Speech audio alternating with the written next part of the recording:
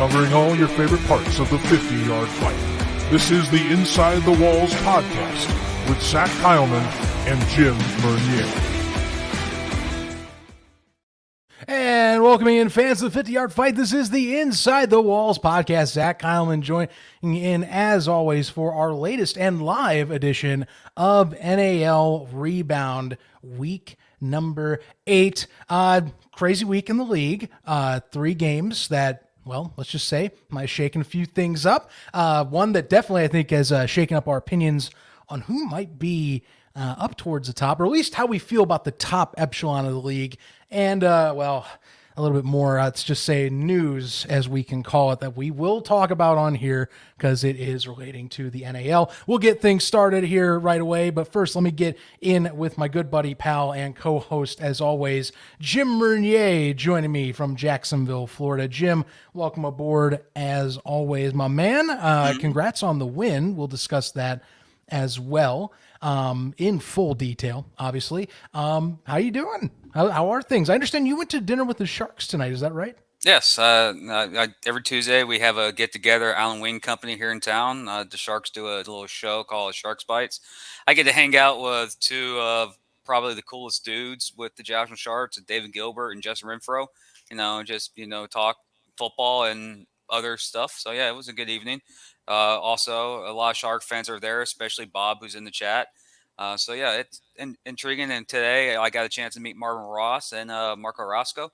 It was a good time, good food, good beer. I didn't drink this time. I just drank sweet tea, and the sweet tea was sweeter than McDonald's. When you McDonald's sweet tea, ladies and gentlemen, when you hit it, you're like, ooh, that's strong. This one was stronger, but it was a good time. And I'm here today and basically get to talk week 8. We're here live, so anybody out there, you know the drill. We do take questions from people. Just not you, Bob. He's on here just blowing up the chat. But you have any questions about the games, anything, let us know. We do. We'll be breaking down all 3 games today. We'll be talking of our opinions of what happened this past week. And preview possibly what's coming up on Rebound. As you know, the game of the week this week coming up, week 9, is Jacksonville traveling to West Texas to take on the West Texas Warbirds. So we will have a West Texas Warbird player, maybe a kid, maybe a Shorts, maybe a Lewis. Don't know. We'll find out. Just keep tuning in our social media to find out here pretty soon. As that is our game of the week. But we have 3 games to review from this week that pretty much, I just got to say this, Zach. You know how we tease and toy about how this is Separation Saturday or something like that? You mentioned that a few weeks might be Separation Saturday. We might be this weekend coming up. Could be Separation Weekend because all the top 3 teams are playing the bottom 3 teams. So there could be that separation in there too. So it's unique. It's interesting. We're halfway through the season. We're literally, as of this show, we're halfway through the year. So standings are going to be crucial. It's going to be, how can I phrase it? Drama, entertainment, excitement. We have teams battling for positions. And, of course, this past weekend's game, we could have a clear new number 1 possibly before all the polls come up with the coaches and the media. So that will be coming out later in the week. So, yes, it's a great week, entertaining week, some competitive games.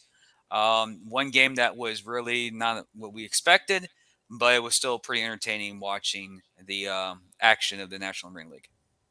Yeah, absolutely. I mean, we're talking about, you're saying the big top guard being changed possibly, or at least it feels like it was such a significant thing that went on in terms of the top bout at the top of the NAL chain over at the Freeman Coliseum.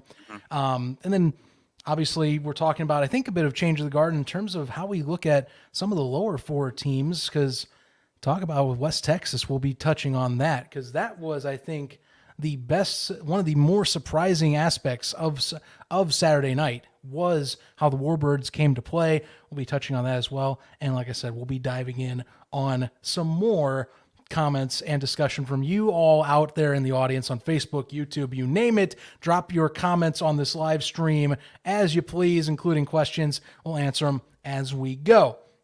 So we were talking about this before the show. Did we want to start with talking about the games, or do we want to rip a Band-Aid off? Because everyone knows it's coming anymore. At least when we're talking about, it seems like news every week out of the Capital Region. So we decided, screw it, rip the Band-Aid off, get it out of the way, because I know people are going to ask. We're going to definitely talk. So go right. So here's the spiel. As you might have seen, Pete Porcelli, he is not the head coach of the Albany Empire anymore. It continues a string of firings or leavings of said Empire squad. Right now, we're trying to kind of sort through the weeds as to who's really coaching this team. Reports right now are saying it's possibly Maurice Leggett that is being talked to be a player coach of the like, with Porcelli being in an advisory role at this time. Also still talking about Cam Newton being possibly brought on if he gets paid $150K and is convinced to be brought on. What do you want to talk about first here, Jim? You can tell I kind of just want to get this out of the way, because it is what it is anymore. That's the best I can put it, but you still have to talk about it. How can I say it? First off, I want to give a shout out to the Albany fans out there who reached out to us on the Albany stream. We had a couple of fans saying that they thanked us for saying that stick with the team of Albany, don't abandon the team. This is going to be a very hard couple of weeks, maybe the rest of the year, but sometimes you have to go through very crucial adversity to peak at the right time. But yes, what's happened up in Albany is, for me as a fan, I'm like, are you really going to do this? Are you going to do this? What are you going to do? The last 2 weeks, I don't care if you had Bill Belichick, Steve Spurrier, John Madden, not anybody back there coaching, they weren't going to win that game. They don't have the talent on the roster to compete with a Fayetteville who hit all cylinders this past weekend. They couldn't Yeah. compete with Jacksonville, who's finally found their itch. So they're going 100%. There are more issues in Albany than just the coach or the owner. It's the whole organization, and I've always said this: to have a championship organization, it must be a championship level from the ownership to the ball boy, to the fans, to the concessions, to the parking lot. Championship organizations are run and derived that, and that's how they succeed. Albany, have to admit, a lot of Albany fans may agree with me when I say this, kind of spoiled coming in the league, winning instantly and just dominating. Then you hit this patch, and now it's whatever thing happened, what side you fall on with the AB situation. Um, it hurts because you were a championship team, you were a championship favorite entering the year, and now you're like, is there a chance that we can play for a 4 seed possibly? The change of culture just happened. But one thing I do want to say is to the 5,827 people who showed up in that building Saturday night for their team is incredible. That's the largest crowd they've had there since the Empire have returned Yeah. to MVP. So to the fans of Albany, keep doing what you're doing. Eventually, your team will get back on track. Maybe not this year, probably next year. Get back on track to winning ways. Just don't abandon the team. That's all I'm saying. Don't start pointing fingers, because right now, when you're on a losing streak, 5-game losing streak that is, or any type of losing streak, depending on what organization it is, if it's the Yankees, if it's the Lakers, if it's the Miami Heat, or it's the Boston Celtics, or it's the Dodgers, or crap, the Ohio State Buckeyes. When losing streaks happen, the finger gets pointed to one individual, when honestly it has to be pointed to multiple individuals. That's what I'm saying to the fans of Albany. Is like, you're going through a power patch, and the person that gets most of the blame is the person that's in charge, or supposedly in charge, or whatever. It's never the whole group. But to the fans out there, give yourself a pat on your back, because you went to the game, you had fun. That was a loud building. We have friends that go to those games saying it's the loudest this building's been in a while.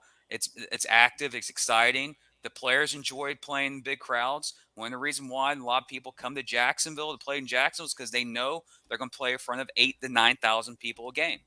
That will attract fans to the stands. And to the fans who went to the game, if you're there, if you're on this stream right now, send us send us a comment about what your experience was at the game. Not just saying, well, the game sucked, but just the overall atmosphere in the building and how different it was compared to previous home games, because that was incredible. Now the question is now how can they get that base and bring him back for the next home game? Because I remember, and you remember, Zach, of them packing at least 12, 15,000 in there in the heyday when the Empire were dominant. So I think it can be possible. Now on the field, they have Fabian, White, not White, James, Hmm. Patton, Roland Rivers was doing well. They have talented people on that on the roster, but they're so sporadic. There's so few of them on the roster. You look at like teams like San Antonio, Jacksonville, Carolina. They have whole sides of a ball that's filled. Like Jacksonville, the, the starting 8 guys in Jacksonville, they're elite. The starting 8 guys in San Antonio, they're elite. The starting eight Hmm. guys in Carolina, they're elite. Orlando, they just got Jonathan Bain. They're going to start coming back. So in Albany, it's struggling. It's harsh. You're going through a lot of ups and downs and the drama, and you don't, as a fan, you don't know what to do. The first thing you want to do is point fingers at people. Like, it's your fault. It's your fault. It's your fault. It's you. You get popcorn guy. It's your fault because you're charging me $9 for popcorn. No. It's a hard situation in Albany, but right now they have a good core of players. Like I mentioned last week, there's no consistency right now. You can't go to winning football games. I don't care what league you're in if you don't show any sign of consistency, and they don't. Not now. Last week, I think the first three possessions, they were pretty good. They were going toe to toe with Fayetteville. Then Fayetteville they were just a better team, more organized, and they executed. Albany didn't execute. Turnovers. They made a run there in the second half. Kerry Starks had a big turnover. Then they scored on the running touchdown. There were some exciting plays there, but it wasn't enough. And that's what leads to continuous loss. Like the phrase goes, don't make one loss build to two or build to three or build to four. We're right at that point in Albany. For Albany fans, trust me, I've been there with my other professional sport teams of long losing streak.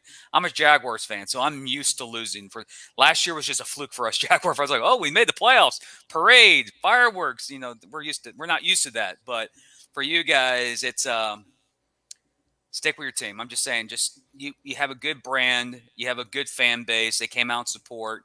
You have a group of guys who are just new to the Urania game, learning the game itself. And problem is, you're in midway through the season with constant change. There's no consistency. There's no chance for the team to gel. Once that happens, once you finally core guys and you get back, the Albany way will return. It's just going through a very hard patch right now. And honestly, right now, they're a few more pieces away to being a competitive team. They have talent. They just don't have enough to go toe-to-toe with the top three teams, or in this case, the top four teams of the National Arena League at this moment. Mm-hmm. Sorry if I talked Absolutely. I mean, I apologize. No, I mean you're not wrong. It's a lot of this comes down to the fact that, ownership, GM, whatever you want to call it, they made these decisions. They changed around what they were doing. This is what is being settled in. Now, again, I will say what you're talking. Love the fans that were there. It was nuts. It was nuts how many people were in the audience. Just can't say that enough. That still is wild to me. Mm-hmm. That being said, they're going to have to build up. And again, this is kind of where I end my point of being, I want this to have some stability. I know we're talking now about Maurice Leggett possibly leading this. So that's the thing that's going to be is going to be weird is, what happens now. We were joking about, I think we were joking about possibility of, is this like a firing weekly type of scenario? Mm-hmm. But, do you fire your player for coaching because that's the only option left? Like at some point as much as it's insane, something has to settle down. That's my final point on this is all, but if you're an Albany fan, you're along for the ride now. Mm-hmm. That's it. I mean, hopefully the team gets better. Unfortunately, more pieces have gone because it's not just Purcelli. Ben Bennett's gone too. Yeah. And that's, I think, the bigger blow is that he's not going to be there. Honestly, I think it's same as what I guarantee you agree with me. It's just so inconsistent that people ask like, Jim, Zach, what's going on? We don't know because we can't get a clear answer. What we know is basically what you guys see on Twitter, what some of the radio guys up in Albany got. They still have connections up there, which he is still pretty reliable. But it's just so hard to judge what's going on. Like I tell people, especially I told a couple of guys today, it's like, how is it covering the Albany situation? It's like it's watching your favorite drama on TNT. And every time you think it's about to, there's no cliffhanger, you get the cliffhanger at the end of the episode. It's like, oh, well, you got to wait the next week. Like, I got to see what next week's episode is. Because it's very unique. But we did have a question. I don't think it was a question. It was more of like a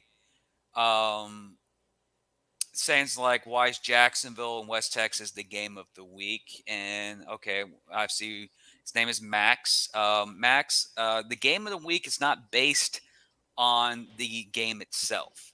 It's not based on who the opponent is. It's based on the home team. Therefore, West Texas hasn't had a game of the week yet this season. We've been to Albany twice. We've been to Carolina twice, with San Antonio twice, and we had Orlando. Now we're doing West Texas. This is the first time West Texas has had a game, and we're kind of required to give West Texas some love. So this was the week to do it because they are home, and we'll have someone from West Texas on here. The last time we had someone on here from West Texas, I think, was Coach Tate in preseason. So it's been a while since we've had a representative from West Texas on the show. So that's the reason why next week's schedule. Don't know who next week's schedule. I think we might go to Orlando. I think that's Orlando and Albany next week. So I think we might be in Orlando next week. So depending on how the games are, but it's based on the home team. It's not based on the overall matchup. And the comment that you just said, besides that, grow the league. Welcome to my show. What have I been doing for a year and a half, 2.5 years? Mm-hmm. Okay, so the reason why West Texas has it right now is because this is their time. Is their time to have a show. I wanted to do Carolina and Fayetteville. I was told otherwise. I wanted to do the Carolina Rumble Part 2 because I think that's going to be another good matchup between that matchup next week too. And also, besides from that, I wanted to do Orlando and San Antonio with Jonathan Bain coming to Orlando. But I was told to give some love to West Texas. So for that's the reason why. So if you're asking me questions about that, ask personally. Send me a DM via our Twitter or Facebook, and I'll tell you how we go through the process. But thank you for being on the show. Any questions about to the fans? Again, Tim Capper in the house, by the way, ladies and gentlemen. That's the legend himself, Tim Capper. He's in the house. Thank you for joining. Of course, we have our normal friends. We got Trevor popping in. He always pops in. I think Albany defense kids in the house too. I think I saw him pop in. Big Boy Sports, what's going on, brother? Welcome. That guy, Tom. There we go. We got the original people here. That's what I'm talking about. Got the original fans. And of course, I have to agree with Skylar right now. Yeah, dang good to be it right now. It's good when we're winning, but last year was kind of difficult. But anyways, but yeah. Again, and of course, Bob. He's a good buddy of mine. He runs a Facebook page for the Jacksonville Sharks, and our usual Discord friend Jordan. Remember, Discord, it's active. I think the link is in our description right now. Join the cast, join the crew, and be awesome for you guys to join. It's a good community. We have fun. Talking about arena football, other stuff that pops up sometimes. We're active in the NFL season 2, so we're not just a 6-month we're doing Discord. But anyways, that's what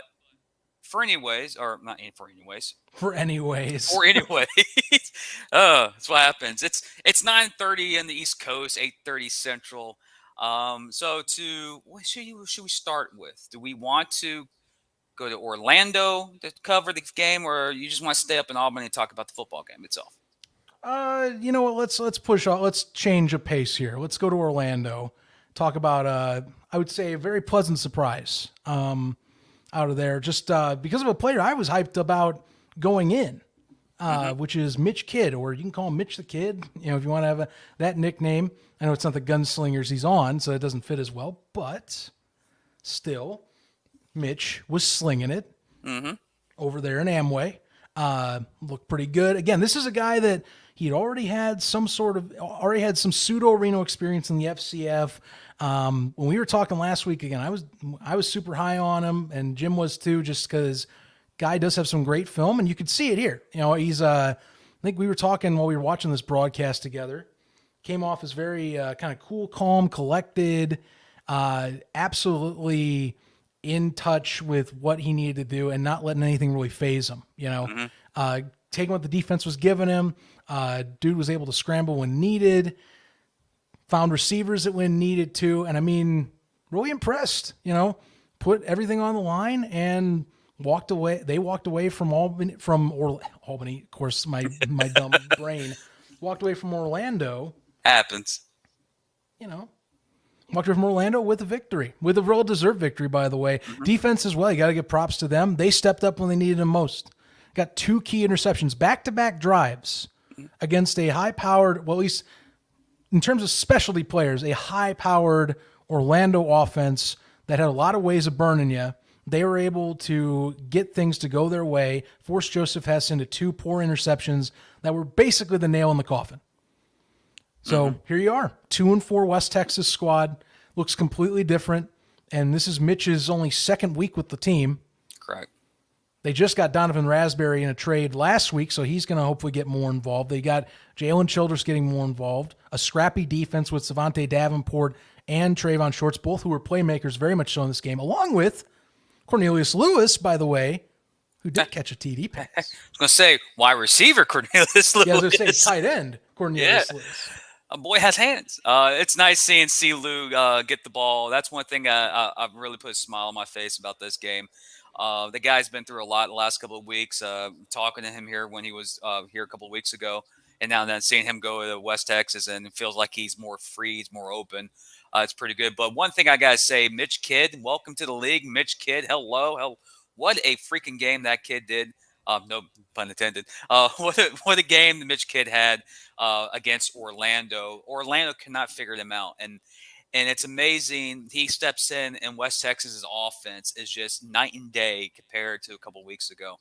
Also, your boy, Trayvon Shorts, he's out there looking like freaking Derrick Henry. Mark Henry, WWE. Yeah. That's a different league. It's wrestling. He's out there looking like King Henry.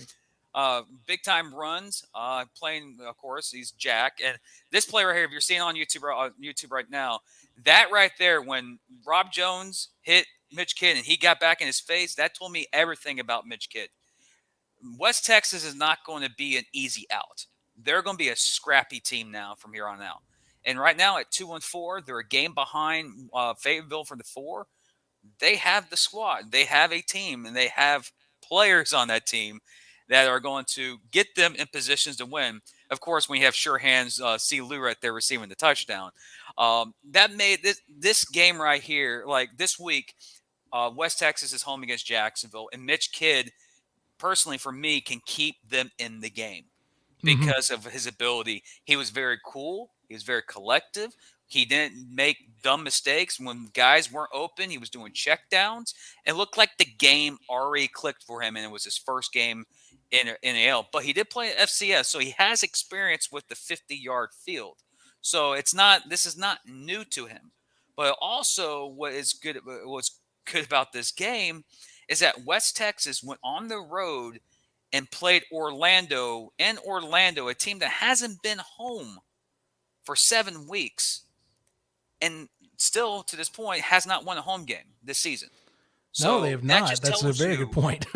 that tells you what West Texas has done in the few weeks. They were competitive a couple weeks ago against San Antonio, had a chance to win the game against San Antonio, and then they go on the road to Orlando, and I think Orlando took a lead maybe one time in that game, but West Texas was leading the whole entire game from beginning to end, most entire game. That was just, props to Coach Tate. I don't know what the game plan was, but I do know one thing.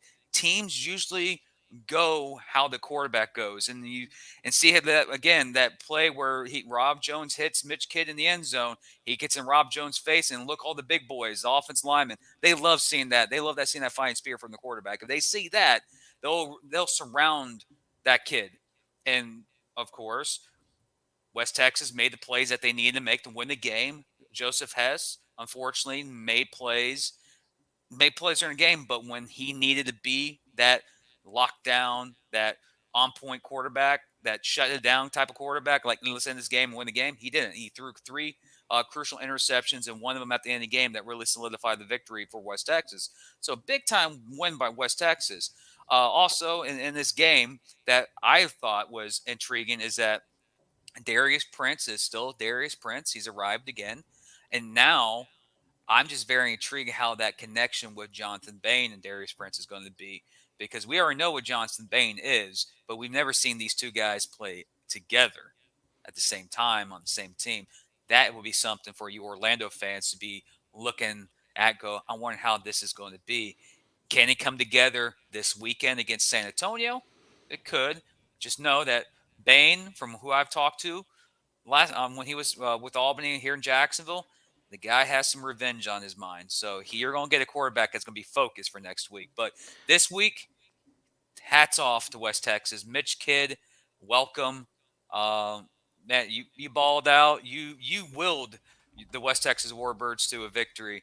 And when I see offensive linemen, get your back after what you did in that end zone, that told me everything about the culture in West Texas right now.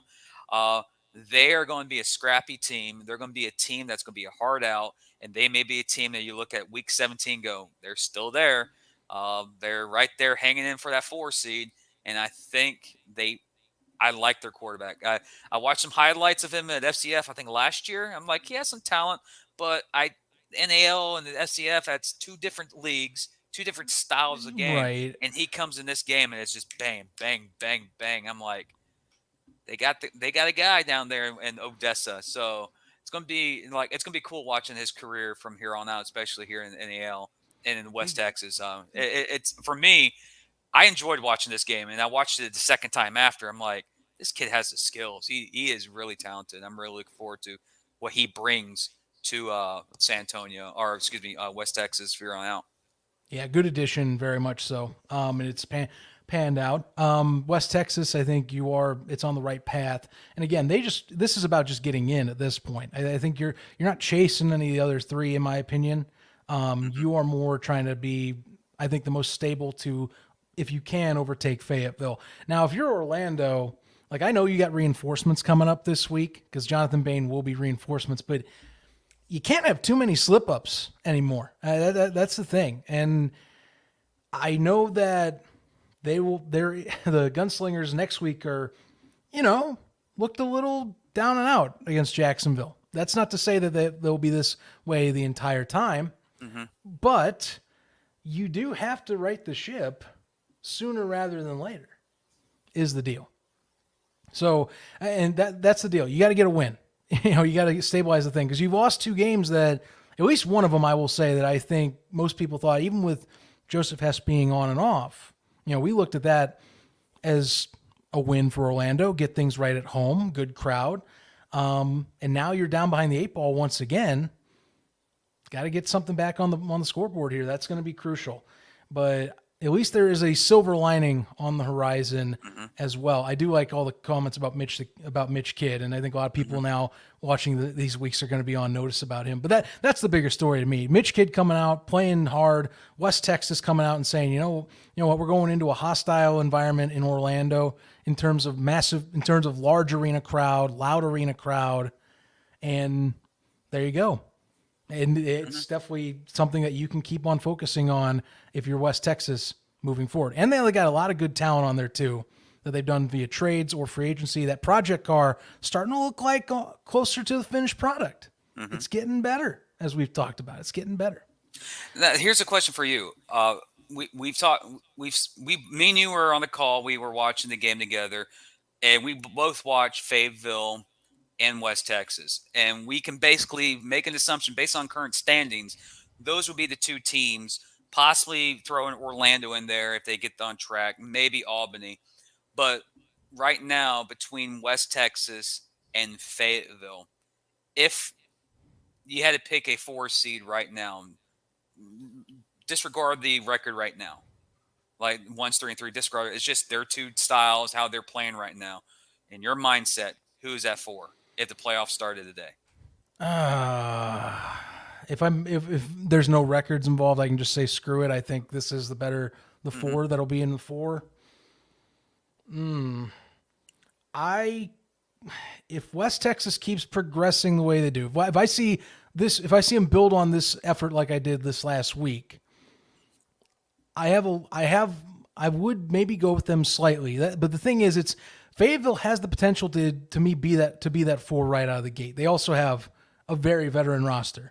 It's just my main issue to talk about with Fayetteville, and we can actually bring this up, a great segue into this game, is can you clean up the little things? They're very talented, but there are mistakes that let teams back into games. There are mistakes that they let themselves get out of games. I mean, we've talked about the top 3 teams they played this year. They have played them close, and then it comes to one point in the second half, and they just don't play clean.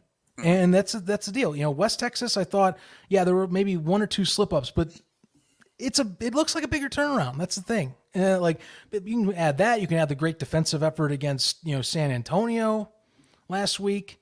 So there's that too. They were close enough. I mean, imagine if Mitch was in against San Antonio. I mean, for real, for a second, imagine if Mitch was starting. They would have beaten San Antonio. They would have beaten San Antonio. I mean, you can feasibly believe that. Because some Gunslingers fans might not like that, but is that possible? Think about it. They needed a 2-point conversion to beat a no good 2-point conversion for West Texas to win that game. Like we've talked to multiple San Antonio people. They even said that if West Texas had a better quarterback, they would have lost that game because San Antonio was trying to give the game to West Texas. Now, if Mitch Kidd was there 2 weeks ago, or is it 3? Yeah, 2 weeks ago. It could have been very well. West Texas could have upset him, but that's if we had this past games with Mitch Kidd playing that type of style and saying. But again, you have to play the game. You can do assumptions, but yeah. For you, I still side with Fayetteville as the 4 right now, but right now I'm loving what West Texas is doing. They have improved. Like we've mentioned before, they are this year's version of the San Antonio Gunslingers. Right. Hard start.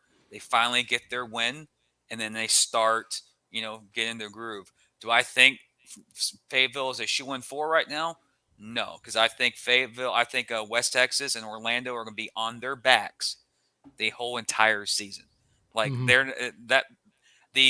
for the new listeners of our show, if you hear me say Lords of the Muck, that's the 4 seed.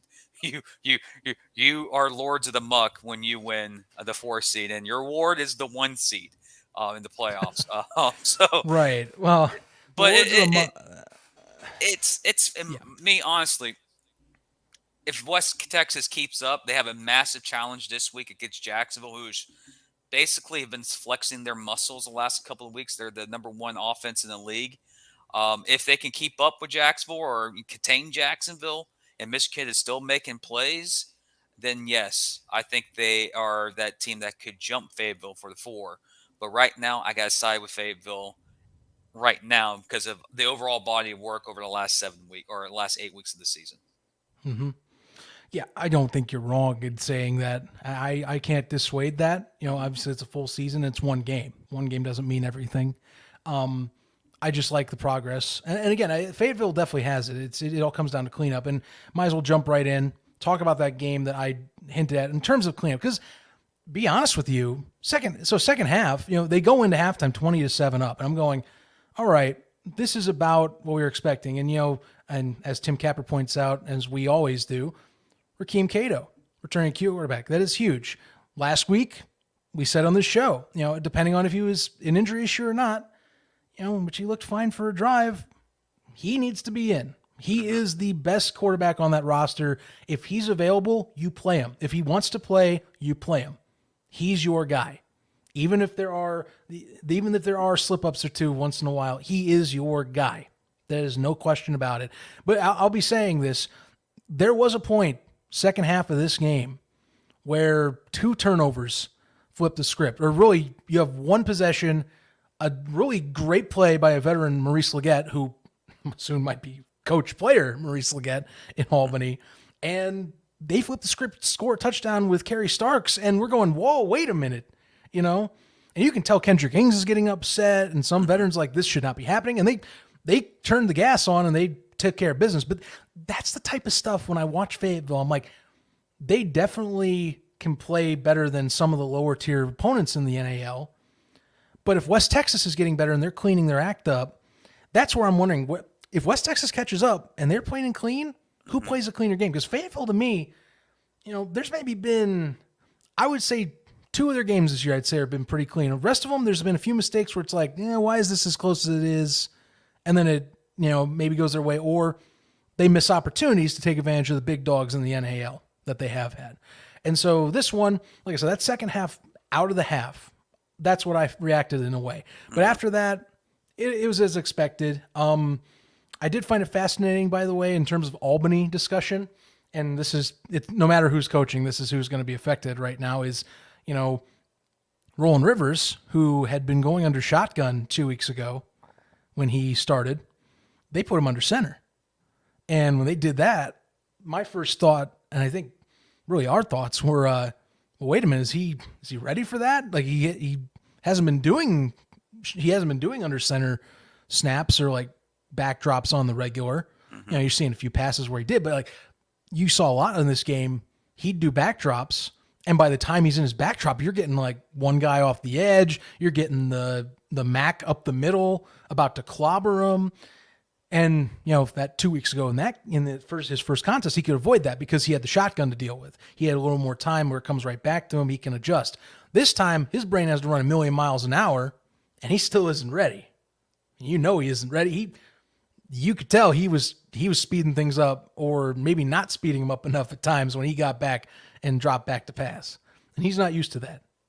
I do wonder, with Ben Bennett gone and Porcelli Moore as an advisor moving forward from the sounds of it, and Leggett coaching, which again, a lot of questions there for designs and things like that. Does Rivers do shotgun again? I think it's almost better for him, like, to go back and do that, because even with the inefficiencies, I felt like that was your best shot, was to basically say, okay, screw taking the steps, just get the ball and just get that little more, I think, like second to half a second time so you can think. Because it almost is like too much time thinking about, okay, do my 3 steps. Now look, when it's no. Mm-hmm. You need to be simultaneously doing this. You can't be thinking about one thing then the other. Because by the time you're thinking about what's downfield, you're getting hit. You might be a big boy, but you're going to get hit quite quickly. How the players say in the arena game, like, you think you have so much wide open spaces and it just comes crashing into you so quickly because it's such a fast game. One thing I liked about this game, as you see in the highlights, is Cato being precise, being accurate, throwing the ball on the money on a lot of his passes.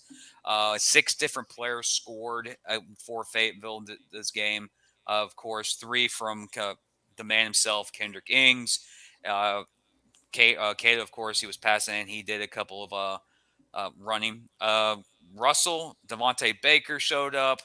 But Kendrick Ings is the man on the mission, 89 yards, 3 touchdowns. He had a 41-yard bomb to start the game for the Fayetteville Mustangs that really solidified their offensive prowess in this game.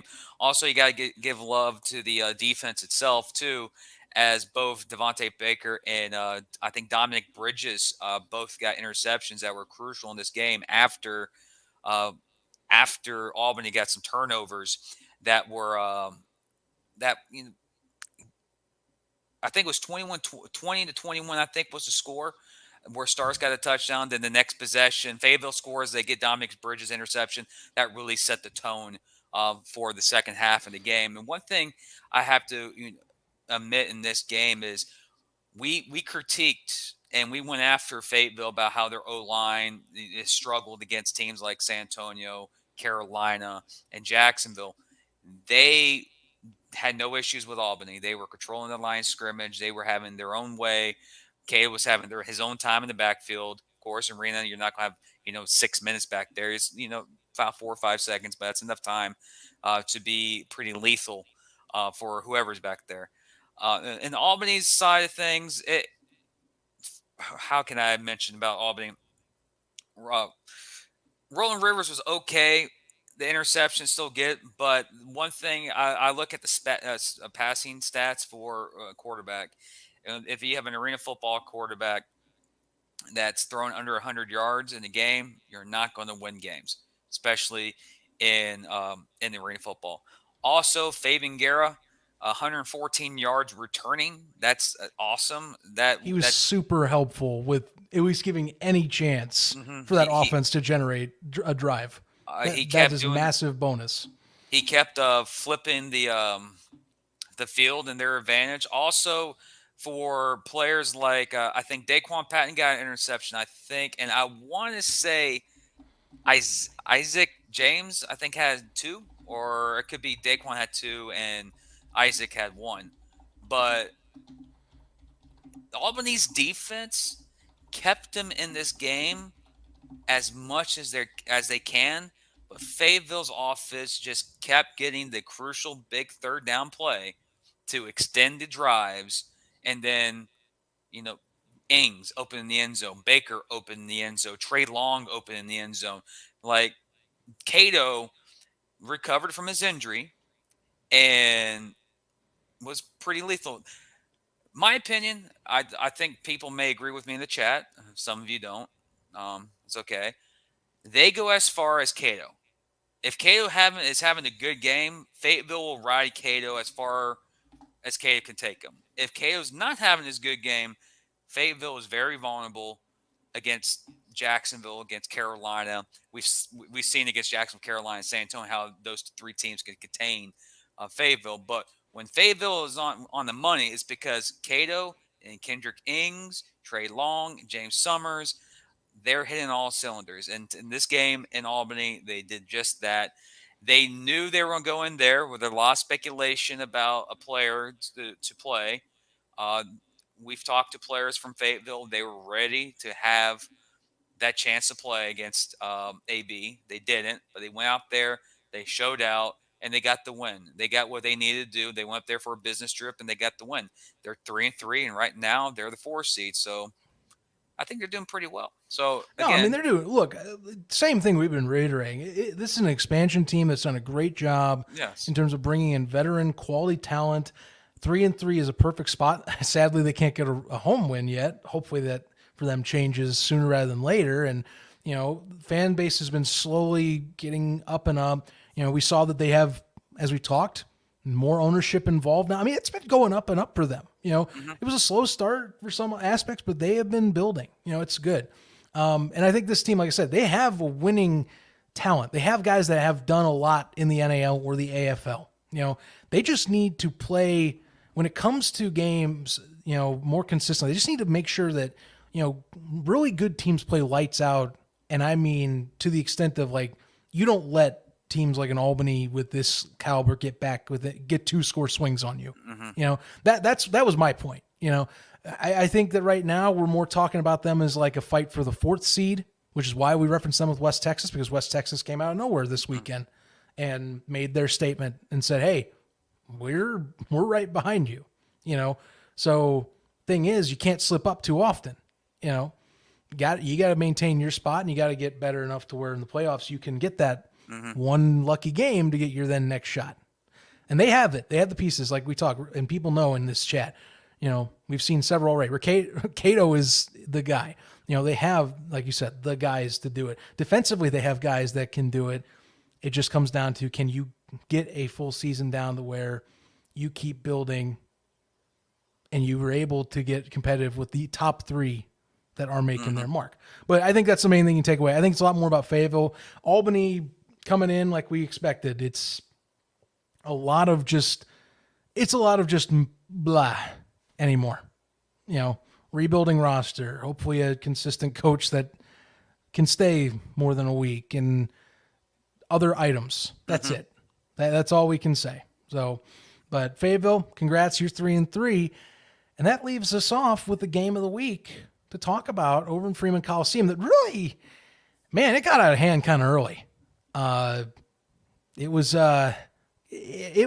did not feel like this were at least I will say, by the end of the day, you probably didn't feel like these were the top 2 teams in the league. You probably felt like Jacksonville was the top team in the league. In all aspects. You probably had a few questions about San Antonio, but I think a lot of those come from, to me, an increasing concern with the interceptions with Arvell Nelson. And again, we usually talk about like he's due for maybe 1 a game. Usually. You don't see many that he throws multi-interception games, but you throw 3 in the first half. Yeah. We got to talk, because that's a big red flag right there. If you're playing Jacksonville, and you throw 3 against Jacksonville. I know they've come back from 2 score deficits in this year, but that's not the way to do it. Not against what I will say is the best offense in this league right now. That you are basically sinking yourself. First half. I think my stats are wrong, but Ralph Jenkins excuse me, Junkins announced that's the official attendance of the last of this game, 2,434. Um, Yeah, solid crowd on hand in solid Freeman. crowd. So Uh, One thing I've noticed about this game is you turn the football over. I mentioned it before in the NAL game day last week that Jacksonville leads the National Arena League in points off of turnovers. You give Jacksonville an extra possession off of turnovers, they're going to score. They were plus 21 points in turnovers for touchdowns against San Antonio. I don't care if you're San Antonio or if you're Orlando or Fayetteville, the Jacksonville Jaguars, the New England Patriots. You turn the ball over 3 times in a football game and the opponent scores 21 points off of those turnovers. You're not going to win that game. You might in some freak of nature, but in the arena game, you gave up 21 points. Jacksonville put the foot on the pedal and they just floored it. They are like, we are the better team. We know we're the better team, and we're going to prove it. I mentioned, I think, in our chat, or I said something in the YouTube stream, that San Antonio is having a hard time containing Jacksonville's front five. Like Gilbert was all day in the backfield. Shakai was all day in the backfield. Justin Renfro was throwing people around like rag dolls. There was a play in the game where Justin Renfro blew someone up for 15, 20 yards. I don't know who it was. Jacksonville's front line, their front five were completely dominating the game. They took away Arvell Nelson's deep ball. Arvell loves the deep ball. You did not see one deep ball get completed in the game. He had to go nickel and dime down the field. And when you go down the field nickel and dime and you get within 10 yards of the end zone, the field gets very small. And when you saw a lot of the interceptions that Arvell threw in the game, they were floaters. They were to triple coverage or double coverage, or the receiver ran the wrong route. And he just was very inconsistent. There was a play at the end of the half where Jabari Gorman picked it off. Oh, matter of fact, there it is right there on the screen. yeah, you're talking the tip drill. Tip He tipped drill. himself. He caught it. He didn't get touched. He ran it all the way back in the end zone. They called it the end of the half, but I don't know what happened. But Gibson did tell me today that should have been reviewed and that should have been a pick six.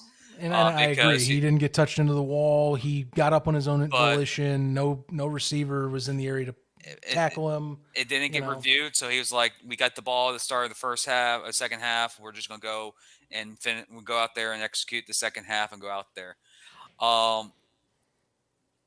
The thing is about Jacksonville, and then Ralph brings up a good point. It's not just giving up 21 points; is 18 threes, interceptions, in the Jackson end zones. Correct. Like you're stealing. Jacksonville was just stealing away drives right when San Antonio was going to capitalize and score. That's what you like to call ripping someone's heart out. When like, oh, we're about to, nail it, get in, and score, and get closer in the game. Also for San Antonio, they couldn't the entire game contain the Nova to Kam connection. No, Sam Castronova and Karen Solomon were just torching San Antonio the whole entire game. They had no answer for that combo. And when they did, Tamorian Terry was there. And when they slowed it down, Tamorian Terry, there's Sam Castronova running for a 15-yard, 16, 20-yard touchdown. They had no answer for what Jackson was throwing at them. And it's not like we've talked to people on Facebook and Twitter, and we've had people on Discord saying that San Antonio's been really fighting fire with fire over the last couple of weeks, and eventually is going to get burned.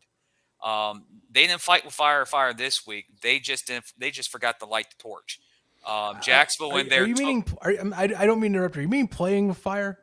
Yeah, playing with fire. Yeah. Sorry. Okay, because I was like, if you want to fight turnover, that works too. But yeah. Just want to make sure I'm on the same page. But yeah, San Antonio forgot to bring the torch. And Jackson was like, all right, we're just going. Jacksonville, and a lot of people was like, oh, what happened in the game? Like I had Ralph giving me updates. I had the minister giving me updates of the score. Marco Orozco hit the deuce to start off the game. San Antonio went down, scored a touchdown, didn't get an extra point. Then Jacksonville got his touchdown, and then it was, off to the races after that.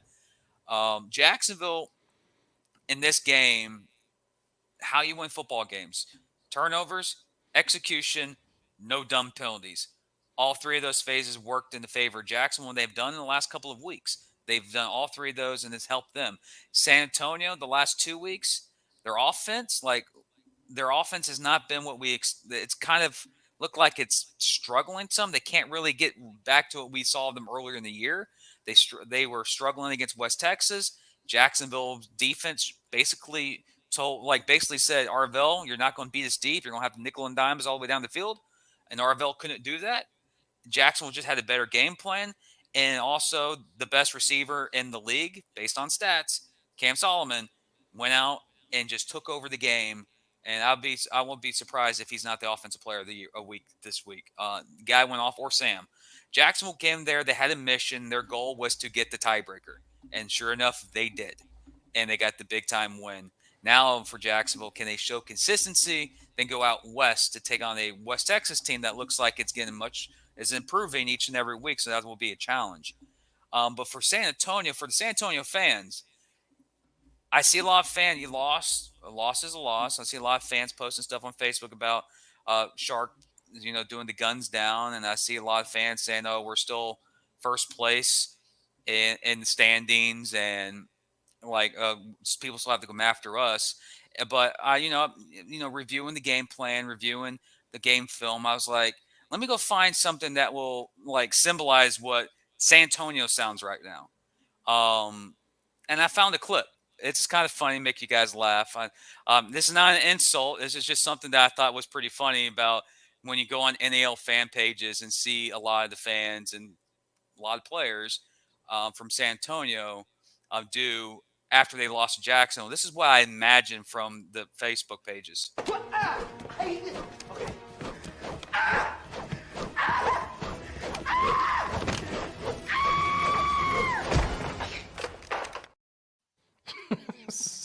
Sorry, that's what I just imagined.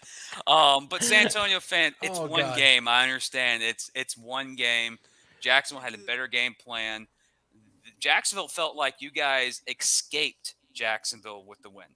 You didn't beat them. You escaped with the win, and they came into San Antonio. This certainly was ideal revenge, if you want to put it that way. It was on the road. We were previewing this game like it's supposed to be a one-possession game. Me and you and a couple of people from San Antonio were just shell-shocked. In the second quarter, was are we watching the same? Where did this come from? We thought this was going to be last possession, whoever had the ball last, and it wasn't. It was a comfortable win by Jacksonville, something that I didn't predict and something you didn't predict. That was just how prepared that team is. And also, you mentioned it over the last couple of weeks, Sam Castronova coming from Albany to Jacksonville. This offense has been on fire since he's arrived. Hasn't really made any mistakes. Castronova's playing almost near perfect as a quarterback right now. And the receivers, and Jacksonville's just hitting on all cylinders. Problem is, it's also in the middle of the year, so stuff can happen from here into the postseason. But when people ask, you even mentioned the pre-show, is there a competition for who's still the number one team in the NAL right now? Yeah, Jacksonville might have 2 losses, but they proved that they could be right now the team to beat in the National Arena League just based on this last week's performance. Now, Carolina has something to say because I know the one-man band, Zach Brown's in our chat. I've seen him. I know he's going to say something. Carolina has a squad too, so they've been, chilling with their bye week. And we still haven't had that matchup yet between Jacksonville and Carolina. We'll eventually have that. But this game for San Antonio, for me, I was just okay, it's only a bad drive. Okay, it's only another bad drive. San Antonio's going to get it back together. This is going to be an entertaining second half. Fourth quarter is going to be, 1 or 2 possessions. A key turnover is going to switch the narrative. It wasn't. Jacksonville went in there and just dominated the game from beginning to end. Defensively, special teams, when Orozco's giving you an extra possession based on 3 deuces in the Rouge, right there, that's 7 points. That's a touchdown. Jacksonville went there with a game plan, and basically, from a person that's observed from the back seat, Jacksonville's they've been narrowly escaping. Let's give them a challenge and see what happens, and let's try and steal a win on the road. They went in there. They didn't steal a road. They stole the keys to the house, saying they own that building. Like, that's how it felt like. Jackson went in there, did their thing, said, thank you, we'll take the keys, make sure you lock it up, and we'll take the keys back to Jacksonville. That's basically what happened. It was a one-sided affair in this game. Now, I know San Antonio, a lot of San Antonio players might be listening to this. I know you guys are going to bounce back, and you guys are going to perform well against Orlando, but I know that wasn't the best San Antonio team that played Saturday or Saturday. No, Sunday. I know that wasn't the best San Antonio team, and Jacksonville played their A+ game. That's the best I've seen Jacksonville play all year, and San Antonio did not. Well, it certainly is that case. Yeah, I mean, you are not incorrect in saying that. to be frank, honestly, absolutely dominating performance. Really, no stops whatsoever that the Gunslingers could get, or really any I would say advantage that was given here. It just was anything given. You had a game that nothing goes your way for the Gunslingers, and maybe one that has them kind of sit there and kind of say, okay, we got away with a few close scrapes. Let's reevaluate a few things. Also, I like to want to break some breaking news. This is legit breaking news, ladies and gentlemen. Via one of our colleagues, the Smoking Guns podcast, veteran quarterback Robert Kent has signed with the San Antonio Gunslinger as a backup to Arvell Nelson. So now, what I didn't realize is that Arvell's the only quarterback. I didn't know they didn't have a backup. I thought they did. I thought they have not had a backup. They've had Arvell just as the lone QB since he was signed. I mean, Bain was away from the team, but they never got a true backup to Arvell. I'm fascinated by this move because I mean, Kent does kind of come off as like a coach. My thing is, though, I almost feel like this is a security policy for them because I mean, Kent was on another level towards the second half of the season. And I don't know if this is just the sake of saying, look, Arvell, we're going to roll with you. But if we keep seeing the turnovers, because that's the thing. I mean, Arvell's very much a dynamic QB. The turnovers, though, that's the thing that's going to bite you. That is a regular, consistent thing. Kent was throwing a few of those early on, but you saw later in the year, he was automatic. Even with him getting up in the age that he had. So I do wonder if you see some stuff go a certain way, is there a leash? That's my question. I don't think Nelson has a leash. No, I don't think there's a leash. I think Robert Kent's more like a safety blanket. You're bringing the quarterback that has experience, who's been with the organization, who's basically helped them come from where they are from last year.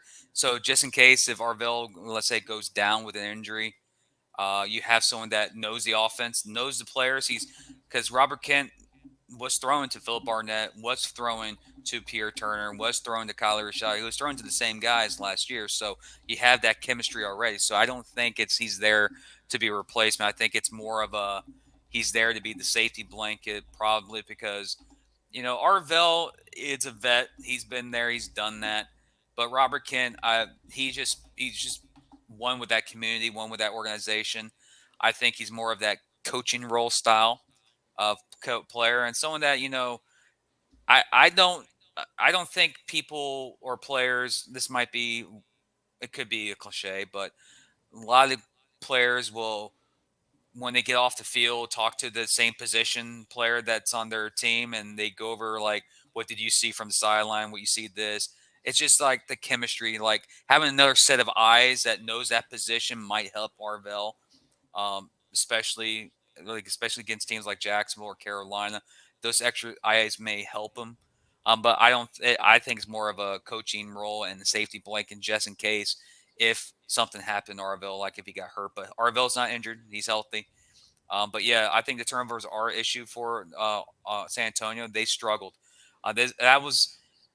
I think I told one of the guys on the call the other day that this is the worst I've seen San Antonio play probably since maybe week 2 last year against Columbus, where they couldn't move the ball at all, and they barely lost the Columbus team, but Columbus was going through issues there last year. But it was It was more of they came out flat. Jacksonville came out with a mission, and Jacksonville did what they wanted to do. And now for San Antonio fans and for the people who watch our show, San Antonio is first place. They are 5-1. They still have a lead over Carolina, but the gap in between those teams is now a game. We're a game behind Jacksonville's a game behind San Antonio.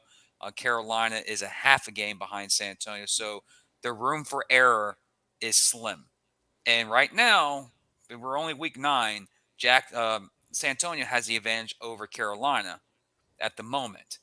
They don't have the advantage over Jacksonville. They tied Jacksonville at the season end. Jacksonville has the tiebreaker due to point differential.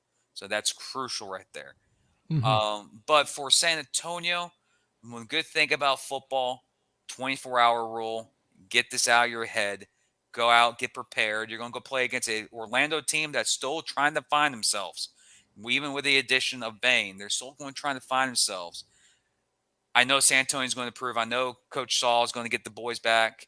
I know they're going to go through film. I know they're going to correct their mistakes. They're going to come out in the second half or in the second half of the season and stay toe-to-toe with both Jacksonville and Carolina, because I think both Jacksonville and Carolina will be the two teams that are going to be threatening San Antonio for the home field advantage. And if I'm San Antonio, you want to have a home playoff game. It's crucial to have a home playoff game if you can get it.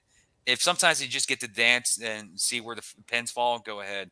But right now for San Antonio, get this loss out. You don't have to deal with Jacksonville anymore this season unless it's week 18, which is the first round of the playoffs, or the second round of the playoffs, which is the championship game. That's the only time you may face them again.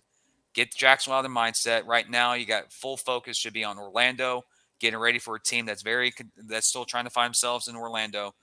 They come to you. They come to the Freeman. Pack Freeman. Get excited. There's people, so the San Antonio fans are watching this. There are a group of guys in San Antonio right now. They're working their butts off, trying to get fans in the stands, find interactive ways of getting fans in the stands because they love this game like we do, like how we cover it. I also want to give a shout out to Ralph Jenkins and Philip. I forgot. I don't want to mess up his last name. Philip from Smoking Guns podcast. Those guys have done so much work for the San Antonio area to get the word out. Ralph had a great coverage of the game. A lot of Jacksonville fans. I've got messages from Jacksonville fans that loved how he covered the game. He was balanced. He was fair. They loved how he knew all the nicknames of the players, how he knew where the Sharks watch group was at, knew everything. They really appreciate it. So, Ralph, I just want to say from a Sharks fan and from my fellow Sharks fans, they really appreciated what you did. They think you're one of the best in the league. And they said, keep up the good work and keep up with the dedication of knowing the game of arena football. That's one thing about Jacksonville fans. I know we have the biggest fan base in the league. And we also, when we lose, we have the biggest crybabies. It goes with the territory. But just want to say, Ralph, Oh man. I'm just going to say, ask any Sharks fan. They'll basically say that you're the best coverage they've listened to for a game. That's a lot of good work on your side of helping grow the game in San Antonio. But for San Antonio fans, again, really get this game out of your head. Let Jacksonville celebrate. Let them do it. Get your bulletin board material, because I think that the Jacksonville players did a lot of guns down on the field. So there's your bulletin board material. And the good thing about our sport is that you have to win a championship. There's two teams that get to a championship game. If it's San Antonio or Jacksonville get there, you got your bulletin board material. And also for me, this is what I'm going to say. We need more rivalries in sports, especially in this league. And I won't mind having the San Antonio-Jacksonville rivalry between the two. Because right now, if you look at the all-time season series between the two teams, they're 2-2.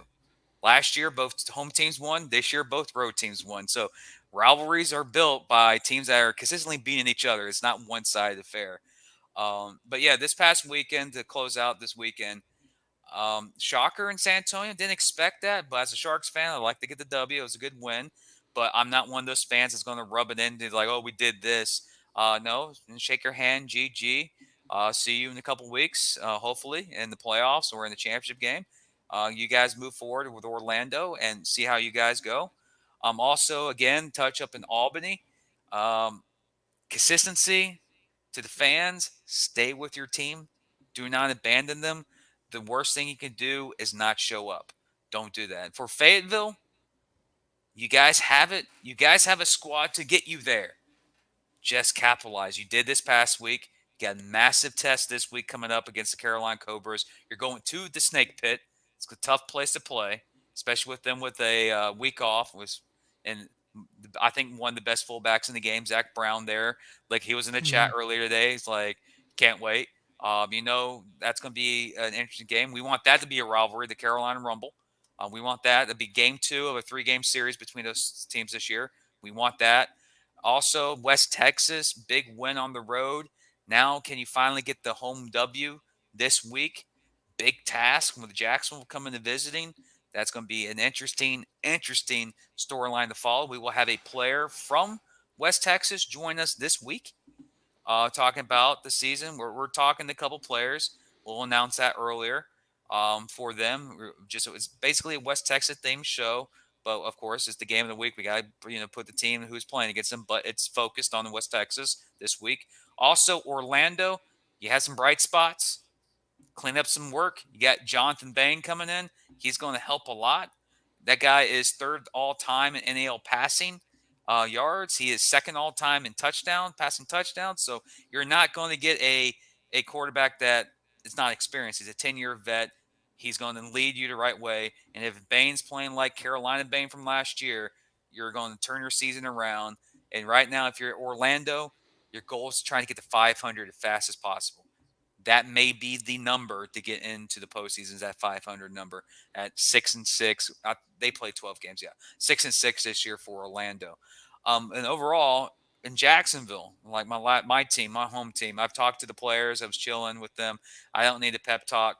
More likely, I need Justin Renfro to bring me with him to all of his places he cooks at.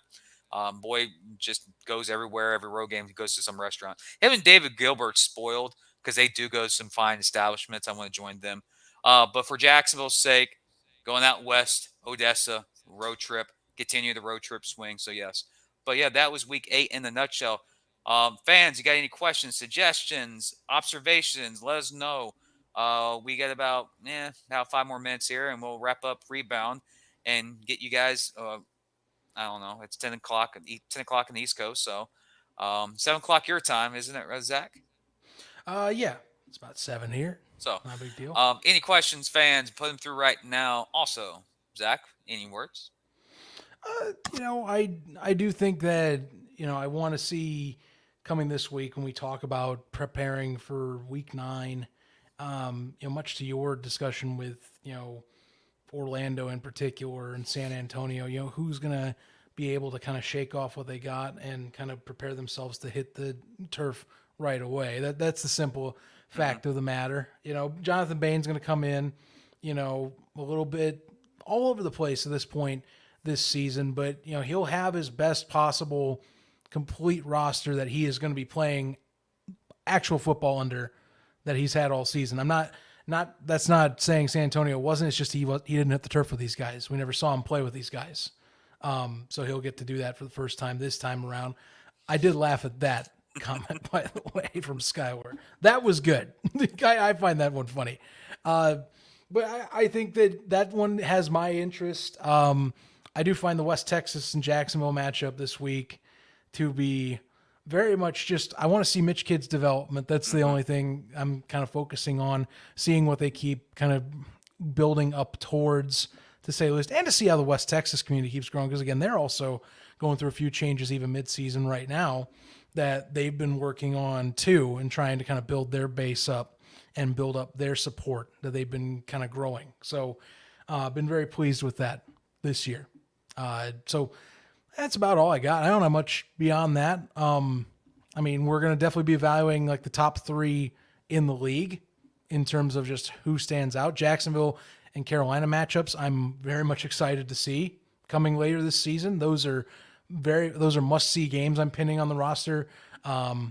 Carolina's rematch with San Antonio, I am very much pinning on my roster of games I can't wait for. So Absolutely. Now let's jump into questions because you got one up, and I've been seeing a few kind of dive in. Is a player coach allowed in the NAL? Well, I mean, yes, they are because the Cobras did have one in particular last year, and Yeah, Mike Mike Green. Green. And honestly, Jeremy Richardson was planning at one point of doing two way. The last year, I believe it was that he was doing, or 2 years ago, whichever one was his first year as a head coach. The rumor was he was debating on doing it, on playing with the Empire and coaching.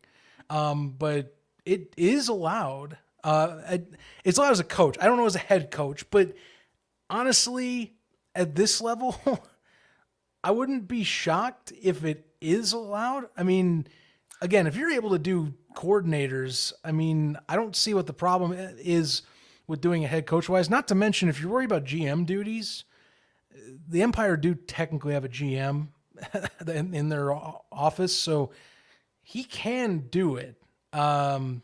It's just going to be very tough. That's the thing. You're gonna have to rely on a lot of guys that are basically your coordinator's gonna have to do a lot more, is what I would have to put it. If you're out on defense like he is playing, half times. I mean, if anything, I guess you get a guy that's on the turf, a little more in the weeds, so he kind of knows what's going on. But that's a tough draw.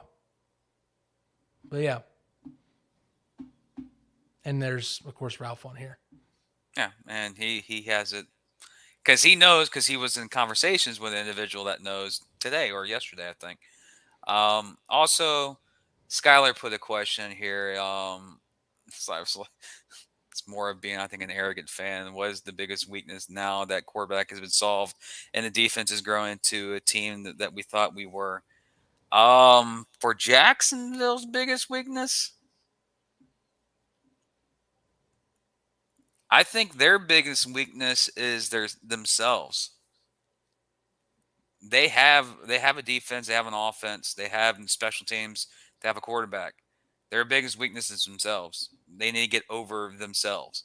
Like right now, they literally are a team that they can outscore anybody they play. It's like Jacksonville from last year, where you had to outscore them because you weren't going to stop Jacksonville, and Jacksonville wasn't going to stop you because their defense didn't do it. This year, I think Jacksonville is the type of team where if they are not playing 100% and they're killing themselves with penalties, that's their weakness is, just bad play. And also, kick coverage. Well, honestly, the whole league doesn't do good on kick coverages right now.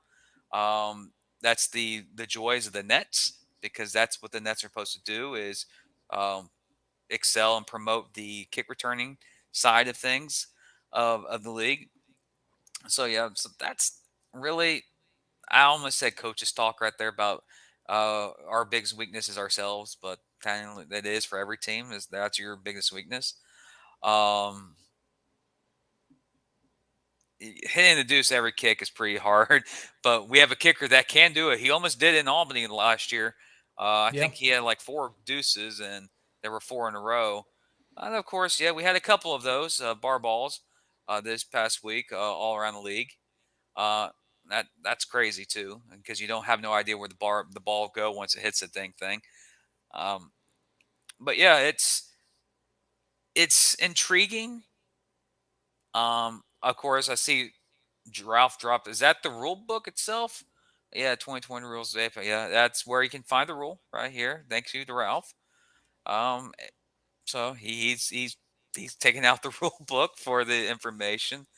Um, but yeah, overall, it's, for me personally, the game itself, especially for kick coverage, is so unique now that if your kicker doesn't hit a deuce, you're going to have to, already assume the opposing team is going to start on the 20-yard line based on how they return the kickback, because of the nets, how it bounces off the nets, or if a kicker can get it to the nets.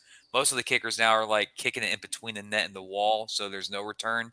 I think that's become a strategy for a lot of these kickers, so we'll see. Um, no, the record has not been broken, and the record is 4, and that was set by, I think, I may have it wrong. I think it's tied between Drew Pearson and Marco Orozco. They both hit 4. Drew Pearson did it at the Freeman, while Marco, I think, did it at MVP. I think either that or he did it down in Orlando. But those are the 2 kickers that have the record. I think they're both tied. Ralph may come in here and comment about that actually, because I think we talked about that or a couple of days ago about who has the record for deuces in the game. So I think it's Orozco and Drew Pearson with 4 that tie the record. So, but do I think that the record's going to be broken? I think it could be broken. It's only he almost did it this week. Like, you get it there, chances are being broken are. This is one for you. I mean, it kind of is seeming that way to hit the scoreboard as a strategy because you don't get a return. You just get it set at the 10-yard line. Mm-hmm. You know, it basically just backs you up. When you see coaches talk their kickers and do this, point at the scoreboard, they're not telling you to look at the score. They're telling you to kick the scoreboard. Well, I mean, it prevents a return. I mean, that's the thing. You don't have, like, if you have a Khalil Rashad or a Fabian Guerra or a Kendrick Ings back there and you have a low scoreboard, no one can. I mean, unless you are hearing someone tell them on the opposite side of the field, no one's going to say that, you know, oh, well, he's avoiding. It's like there's no rule saying you can't do that. So, you know, I mean, it's a boring strategy, but it's a smart strategy if you want to put it that way. True. But overall, week 8's in the books, halfway through the season, my friend. We usually kind of do a show every year about, you know, not weekly, but mid-year awards. So on, like, who we think is this, this, and this. Little sneak peek. We'll do that next week, just for a couple of awards, like who we think the Iron Man is, who we think is the offensive player and defensive player. We're not going to do coaches. We're just going to do the players. We'll do that next week as a little tidbit on some action about who we think are the certain awards early in season. But overall, sorry about yesterday, ladies and gentlemen. Memorial Day weekend, had time with family and friends. It's pretty cool. And guess who? Will it be you, Coach? That's the question. The sweepstakes nominated. Man, it would be it'd be nice to see Rez join up. But that's on his choice there. That's all I can. Only thing I know about Coach Rez is that he loves that hibachi grill up there because he brought the Cobras there every single week, and I think that's the only thing he cares. Confirm, by the way. I think that'd be the only thing is that hibachi grill up in Albany.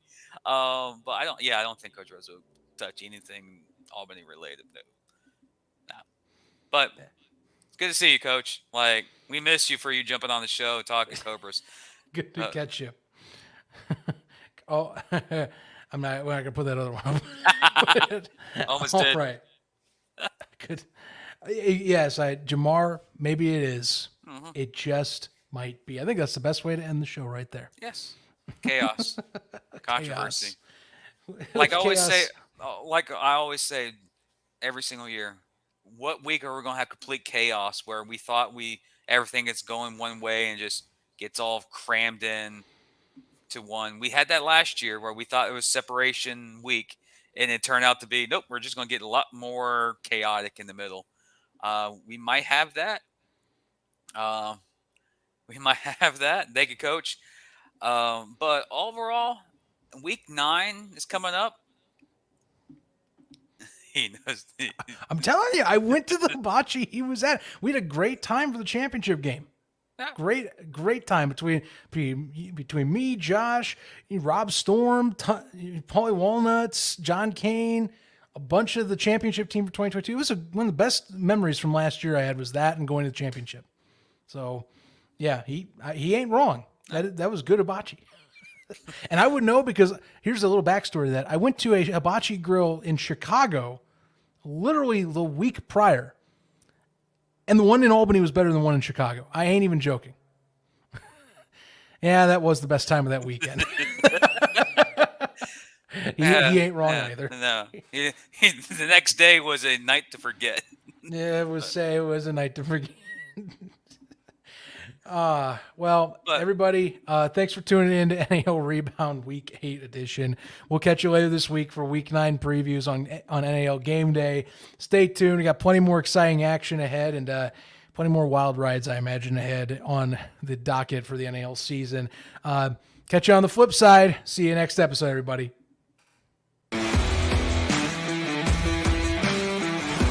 Covering all your favorite parts of the 50-yard fight.